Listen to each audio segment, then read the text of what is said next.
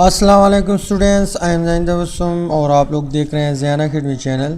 तो आज की इस वीडियो में हम एमॉर्फस और क्रिस्टलाइन सॉलिड जो है इसकी भी जो डिफरेंस है इसके ऊपर बात करेंगे। एक एक डिफरेंस जो है हम क्या करेंगे, टाइप करके डिस्कस करेंगे।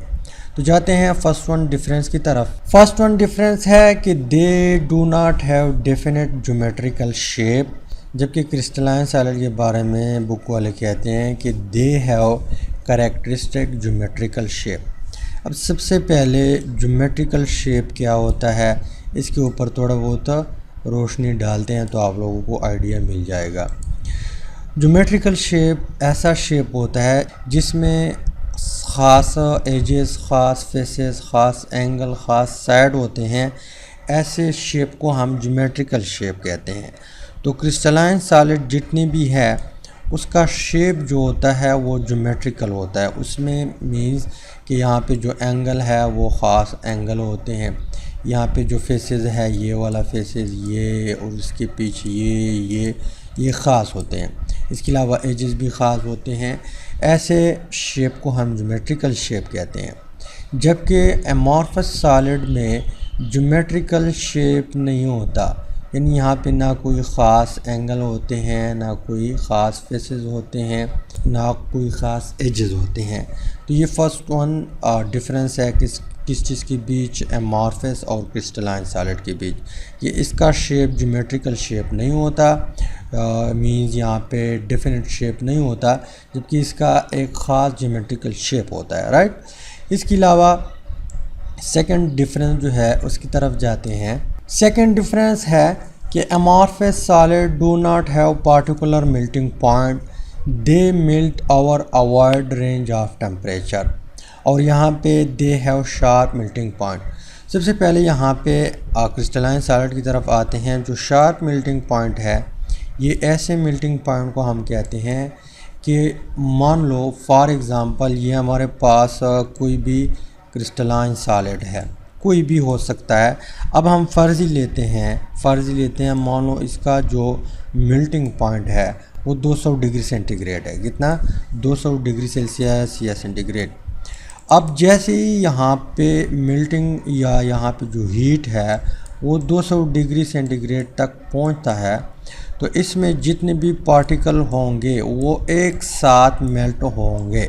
यानी 200 पे जैसे ही टेम्परेचर पहुँचेगा तो यहाँ पे इसमें जितने भी पार्टिकल है, पार्टिकल से मुराद कि ये सॉलिड आयन से बना होगा, मॉलिक्यूल से बना होगा या एटम से बना होगा, तो ये सारे पार्टिकल एक साथ मेल्ट होंगे। ऐसे मेल्टिंग पॉइंट को हम शार्प मेल्टिंग पॉइंट कहते हैं। फॉर एग्ज़ाम्पल मान लो ये हमारे पास क्या है, सोडियम क्लोराइड है, तो इसका 801 डिग्री सेंटीग्रेड होता है। तो जैसे ही टेम्परेचर 101 डिग्री पे पहुँचेगा, यहाँ पे जितने भी पार्टिकल है ये सारे एक साथ मेल्ट होंगे। जबकि यहाँ पे एमॉर्फस सॉलिड में शार्प मेल्टिंग पॉइंट नहीं होता। यहाँ पे क्या कहता है कि ये वाइड रेंज तक यहाँ पे इसका जो मेल्टिंग पॉइंट है वो जा सकता है।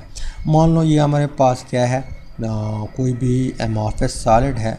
यहाँ पे इसको हम क्या करते हैं, यहाँ पे हीट देते हैं, इसको मेल्ट करने की कोशिश करते हैं। तो कुछ मॉलिक्यूल फार्स करे, कुछ मॉलिक्यूल 100 डिग्री सेंटीग्रेड पे मेल्ट हो चुके हैं, 100 डिग्री सेंटीग्रेड पे।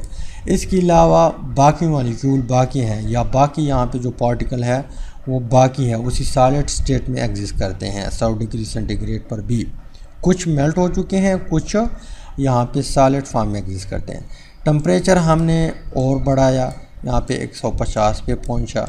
150 डिग्री सेंटीग्रेड पे मज़ीद कुछ पार्टिकल मेल्ट हो गए, बाकी सॉलिड स्टेट में एग्जिस्ट करते हैं। फिर यहाँ पे टेम्परेचर 200 पे पहुँचा। तो इस तरह टेम्परेचर बढ़ाने से यहाँ पे इसमें मज़ीद जो पार्टिकल है वो मेल्ट हो जाते हैं। तो इसलिए कहते हैं कि amorphous solid do not have particular melting point. इसका कोई ख़ास मेल्टिंग पॉइंट नहीं होता, और इसका जो मेल्टिंग पॉइंट है वो वाइड रेंज तक जा सकता है। 200 देंगे, फिर मज़ीद अगर यहाँ पे सॉलिड पार्टिकल प्रेजेंट हो मज़ीद देंगे, फिर मज़ीद देंगे। तो ये मेन डिफरेंस है किस चीज़ के बीच, क्रिस्टलाइन सॉलिड और एमॉर्फस सॉलिड के बीच। जाते हैं नेक्स्ट वन हमारे पास जो डिफरेंस है उसकी तरफ। नेक्स्ट वन डिफरेंस है कि physical properties of amorphous solid are same in different direction. अगर हम एमॉर्फस सॉलिड की फ़िज़िकल प्रॉपर्टी देख ले तो डिफरेंट डायरेक्शन में इसकी सेम होगी। जैसे कि हमारे पास फॉर एग्ज़ाम्पल ये कोई एमॉर्फस सॉलिड है और यहाँ पे हम क्या करते हैं, करंट पास करते हैं, ये एक फ़िज़िकल प्रॉपर्टी है, या हीट मान लो पास करते हैं, तो इस डायरेक्शन में भी और इस डायरेक्शन में भी सेम मैग्नीट्यूड में होगा करंट, यानी यहाँ पे जो प्रॉपर्टी है वो सेम होगी। इस तरफ भी चाहे इस तरफ पास करते हैं तो सेम होगी ऑल डायरेक्शन की तरफ। जिस तरह के हमारे पास आइसोट्रॉपिक में होता था, अगर आप लोगों को याद हो, इस तरह यहाँ पे जो physical property of crystalline solid है ये डिफरेंट डायरेक्शन में डिफरेंट होती हैं। जैसा कि हमारे पास ग्रेफाइट है, फ़र्ज़ करें ये हमारे पास क्या है, ग्रेफाइट है, तो ग्रेफाइट में एक साइड से करंट पास होती हैं और दूसरे साइड से करंट पास नहीं होती। तो फिज़िकल प्रॉपर्टी की जो मैग्नीट्यूड है उसमें फ़र्क आया, इसी वजह से यहाँ पे लिखा हुआ है कि क्रिस्टलाइन सॉलिड जो है ये इसकी जो फिज़िकल प्रॉपर्टी है वो जो डायरेक्शन है, डिफरेंट डायरेक्शन है, उसमें डिफरेंट होती हैं। और इस फिनोमेना को हम एनआइसोट्रॉपी भी कहते थे। अगर आप लोगों को याद हो, इस चीज़ के ऊपर हम ऑलरेडी वीडियो बना चुके हैं। अगर आप लोग प्लेलिस्ट देख रहे हैं तो आप लोगों को पता होगा कि एनआइसोट्रॉपी किस चीज़ को कहते हैं, आइसोट्रॉपी किस चीज़ को कहते हैं। तो कहने का मतलब ये है कि क्रिस्टलाइन सॉलिड की जो फिज़िकल प्रॉपर्टी है वो डायरेक्शन पे डिपेंड करता है, डायरेक्शन के साथ इसकी फ़िज़िकल प्रॉपर्टी भी चेंज होती है।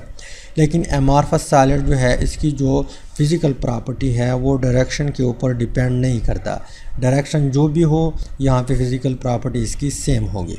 जाते हैं नेक्स्ट वन हमारे पास जो डिफरेंस है उसकी तरफ। नेक्स्ट वन डिफरेंस है कि एमॉर्फस सॉलिड और अनसाइमेट्रिकल, जबकि क्रिस्टलाइन सॉलिड हमारे पास साइमेट्रिकल होता है। साइमेट्रिकल के ऊपर हम ऑलरेडी बात कर चुके हैं, प्रैक्टिकल वीडियो भी मैंने आप लोगों को दिखाया हुआ है, इस प्लेलिस्ट में आप लोग देख सकते हैं। फ़र्ज़ करें हमारे पास एक क्रिस्टलाइन सॉलिड है।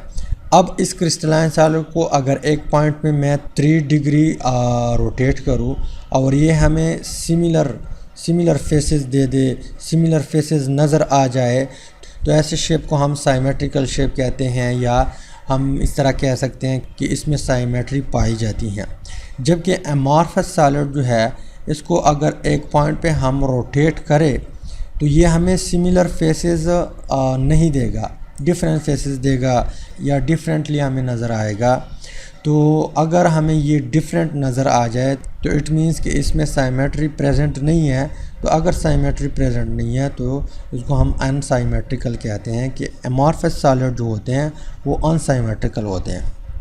इसके अलावा नेक्स्ट वन हमारे पास जो क्रिस्टलाइन सॉलिड और एमॉर्फस सॉलिड के बीच डिफरेंस है वो ये है कि amorphous solid do not break at fix cleavage plane, जबकि crystalline solid break along particular direction at fix cleavage plane.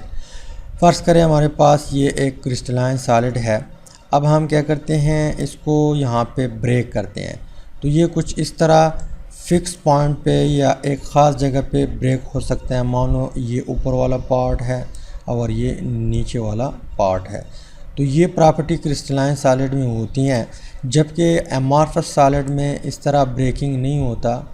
इसमें मान लो हम यहाँ पे मारते हैं तो ये कुछ टुकड़े ऐसे होंगे, कुछ बड़े होंगे, कुछ किस तरह होंगे, कुछ इस तरह होंगे, जबकि क्रिस्टलाइन सॉलिड में फ़िक्स क्लीवेज पॉसिबल है, क्योंकि यहाँ पे रेगुलर या एक ख़ास पैटर्न के साथ अरेंजमेंट होती हैं और यहाँ पे पैटर्न चेंज होता है पार्टिकल की, इसी वजह से यहाँ पे हमारे पास फ़िक्स क्लीवेज नहीं होता जब हम इसको ब्रेक करने की कोशिश करते हैं। तो उम्मीद करता हूँ यहाँ पे आप लोगों को क्रिस्टलाइन और एमॉर्फस के बीच जो डिफरेंस है उसका कुछ ना कुछ आइडिया मिला हुआ होगा। इंशाल्लाह मिलते हैं नेक्स्ट वीडियो में। अल्लाह हाफ़िज़।